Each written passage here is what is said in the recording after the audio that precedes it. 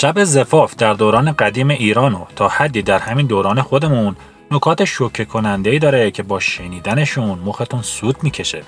جعفر شهری تو کتاب تهران قدیم به این رسم اشاره کرده که در این ویدیو به اون میپردازیم. رسم این بوده که آخر شب آقای دوماد و عروس خانم رو تنها بذارن که به کارشون مشغول بشن. تا اینجاش که مشکلی نداره. جالبی داستان از اینجا شروع میشه که عروس خانم یه مربی سکس داشته که بهش میگفتن ینگه. حالا وظیفه این ینگه چیه؟ صبر کنید تا براتون تعریف کنم.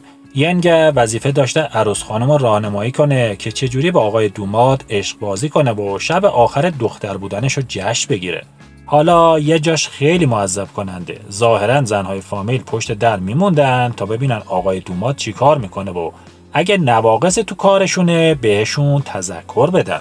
خب دیگه وقتی آقای دوماد قوله رو فتح میکرد و عملیات با موفقیت انجام میشد، عروس خانم بایستی یه جیغ بلند بزنه تا ینگه بیاد و دستمال سفیدی که زیر عروسه رو برداره و ببره نشون همه بده تا باکره بودن عروس خانم مشخص بشه. خون هرچه بیشتر بهتر. بعضی مواقعی که میخواستن درجه نجابت عروس خانم رو بالاتر ببرن، یه دور دیگه دستمال رو توی واژن عروس خانم میگردوندن تا خیلی دیگه عروس پیش خانواده‌اش محترم شمرده بشه.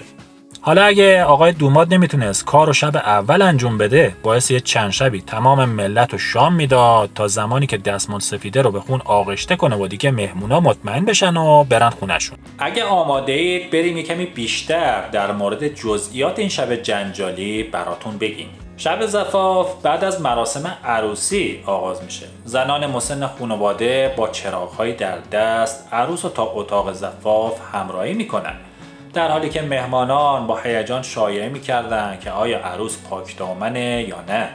اتاق زفاف با پارچه رنگین و گل‌های معطر تزیین می‌شد، اما گاهی از این اتاق به عنوان صحنه قضاوت عروس یاد می‌شد. بریم سراغ پارچه سفید. پارچه سفیدی که سند شرافت یا مایه ننگ می‌شد.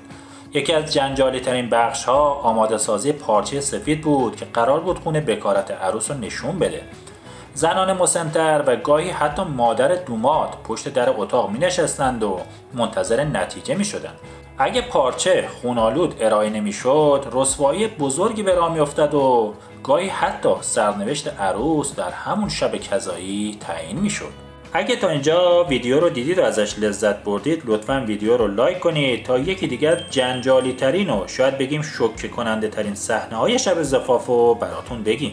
شاید باورش کمی سخت باشه، ولی دخالت زنان مسن در لحظه حساس عروس و دوماد، نمیدونم باور میکنید یا نه، گاهی اوقات زنان مسن‌تر برای کمک در اتاق زفاف حضور داشتند تا به عروس و دوماد کمک کنند. برخی حتی توصیه‌های درباره اینکه چه کنند و چه نکنند میدادن و این حضور باعث استرس شدید عروس و دوماد میشد، اما نمیشد کاریش بکنی چون جزئی از سنت ازدواج بود. برگردیم سراغ پارچه سفیده، جشن پایکوبی یا سوگواری. اگه پارچه سفید نشان داده میشد، شادی به اوج میرسید. زنان شادی کنان به یکدیگر اعلام میکردن همه چی درسته. اما اگر نتیجه دلخواه نبود، عروس ممکن بود همون شب به خونه پدرش بازگرده یا حتی سرنوشت تلختری برای او رقم بخوره.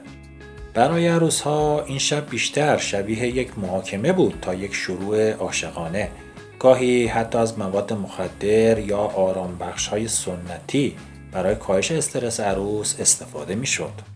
کاری به این نداریم که دوماد اون شب میتونست کاری انجام بده یا نه. به نظرتون این رسم کلاً درسته یا اشتباه؟ لطفاً نظرهاتون رو تو کامنت ها برامون بنویسید. در پایان بایستی بگیم که شب زفاف نه تنها نمادی از ازدواج، بلکه آزمونی از شرافت، پاکدامنی و فشار اجتماعی بود. این شب پر از لحظات تلخ و شیرینی بود که شاید امروز بیشتر شبیه داستان‌های دراماتیک به نظر برسه تا واقعیت زندگی.